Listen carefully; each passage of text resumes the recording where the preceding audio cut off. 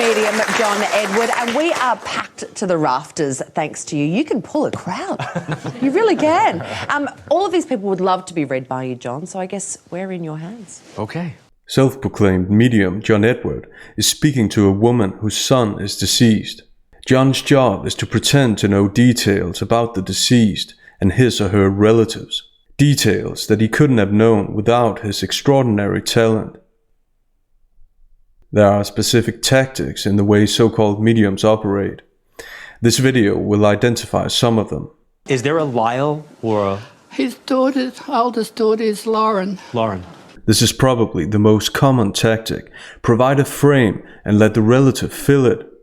John wasn't able to guess the name, but the relative's content with the fact that he started with the correct initial letter. She says Lauren as if it's close to Lyle. Being able to guess a first name starting with L is unimpressive. If it hadn't been the son's daughter, the relative could have mentioned other people she knows whose first or last name starts with an L. They were going to do DeCoder track together, and she's still doing it this year in memory of him for Beyond Blue. Would he be 50? He would have been 49. He would have been 50. He's telling me to talk about turning 50. December. This year, he would turn 50? Obviously, John's guess about the son's age is based on an assessment of the relative's age. So this could be a compliment or a criticism. He starts with a dichotomy question, which conveniently allows for disagreement. Would he be 50? So if the relative had disagreed, he wouldn't have been in trouble because he wouldn't have claimed anything. He didn't ask a presupposition question like, how would you have celebrated his 50th birthday in December? Because he only knows what the relative shares. When the relative confirms, he shifts from dichotomy questions to sounding assertive all of a sudden. He's telling me to talk about turning 50. Mediums use equivocating language until the acknowledgements of the relatives allow them to use assertive language. He's making me feel like you're going to celebrate his 50th birthday. Even when stating something obvious, a mother celebrating her son's birthday, he makes sure to cover himself with hitches, expressing uncertainty rather than certainty. He says, he's making me feel like... which is subjective. Hitches express equivocation, and equivocation makes it possible for the medium to retract their statements at a later point. Next, it's important for mediums to say something funny, to make the audience like them better. When we like someone, we're more inclined to believe what they say.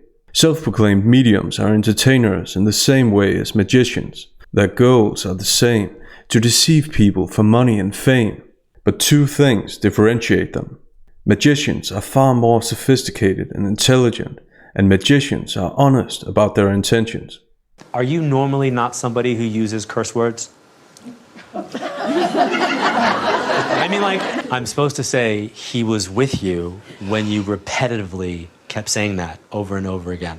So I don't know if when you found out he passed, that's the word you kept using over and over and over. Yeah, I cursed. Okay. One word over and over and over and over is what he's showing me. This is a completely obvious guess that would be true in many or most instances. But still, he covers himself with equivocating language. He says, I'm supposed to say, which leads up to, I don't know.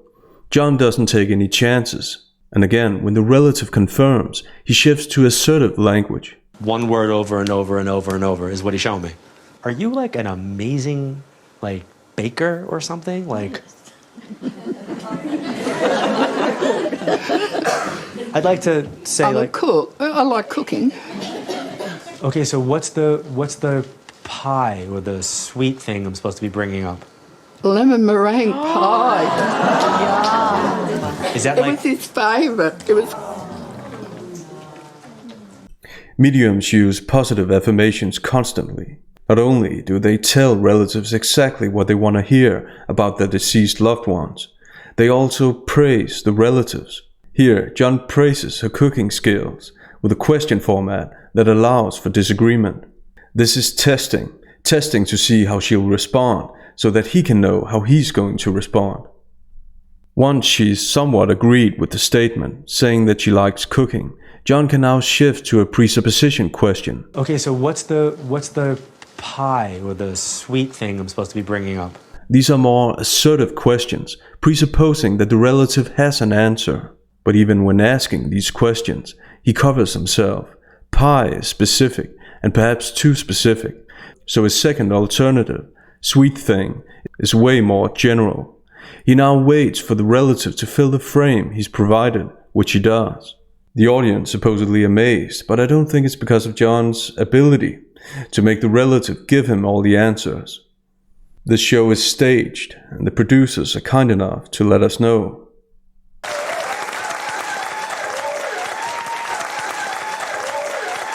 Next, John makes guesses that the relative doesn't immediately comply with. For each wrong guess, he mentions another area that his initial guess could fit into, or something like that. This is hilarious. And did you tell him he was out of this world, or he was interplanetary, or he was galactic, or did he like have an obsession with NASA? Why am I seeing space? Oh, I don't know. He was into everything. No, I'm seeing space. Like I'm seeing like space. I don't know.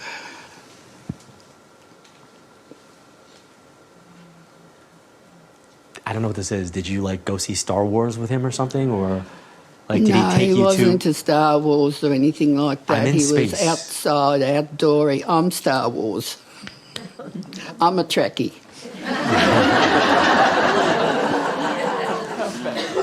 Rather than just quit the act, John resorts to his first tactic, provide a frame and wait for the relative to fill it.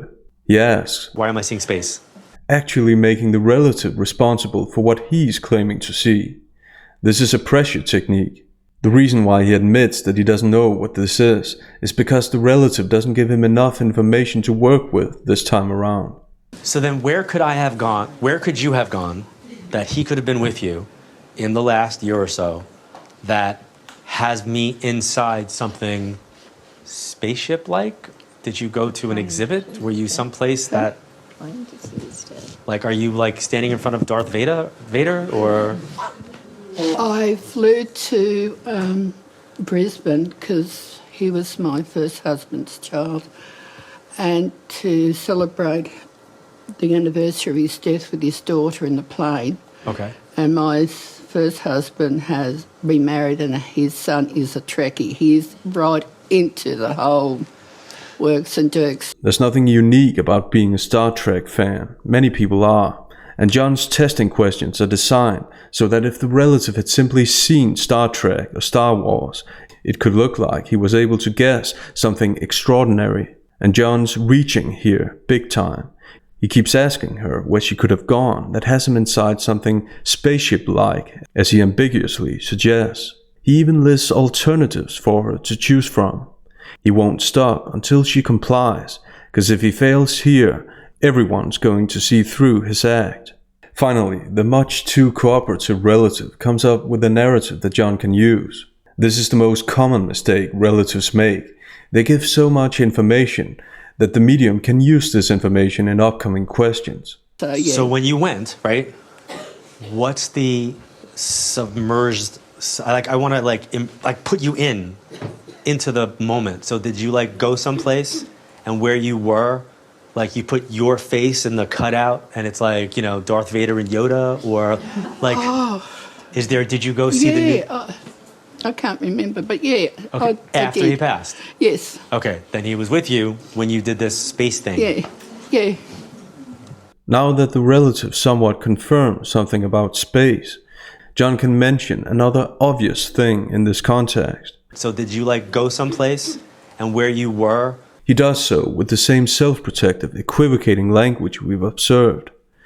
She says she can't remember, but John quickly makes the fact that he was with her the most important thing. He says space thing, which is ambiguous and vague, and at this point it's a bit unclear what she's actually agreed with. Mediums exploit people's preference for agreement. If an authority figure keeps pushing hard enough, many people will eventually give in. And why did you ask for his socks?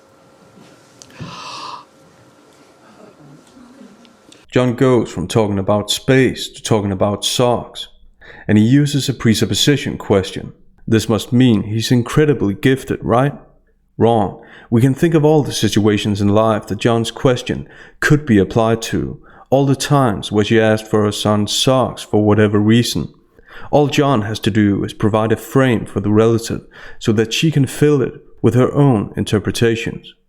I needed socks out of wool, scrap wool, and he used to call them mummy socks. And he used to say, I need another pair of mummy socks. Can you knit me another pair? John didn't guess this experience at all. He simply mentioned something very common, socks, and waited for her to give details. In this last clip, John shows what it's all about, tapping into people's emotions and making it look like the two of them just had a shared spiritual experience, even though nothing could be further from the truth. Cool. Can I just like whisper something in her ear? Yes? Okay. You what? Yeah. Okay. Yeah, okay. Okay.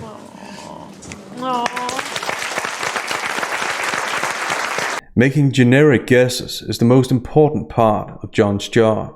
This is yet another hilarious excerpt where John makes vague descriptions to give himself leeway. I have somebody's father who's coming through. They have something that I would see as being pulmonary related, and I feel like I'm supposed to talk about something with the anchor. I don't know if there's a connection to the anchor on the person's body or if there's a connection that somebody has the anchor with them, but I'm seeing an anchor in some way, but it's in that back section. There's a J or a G sounding name, either living or past, that's connected to them. And when audience members don't comply, John's suspiciously quick to move on to something else. The woman that you're talking to, did she come with somebody else? Yes. Okay, there's somebody that's with her that has an older male that's passed. That passed. Is that you? Would you stand up?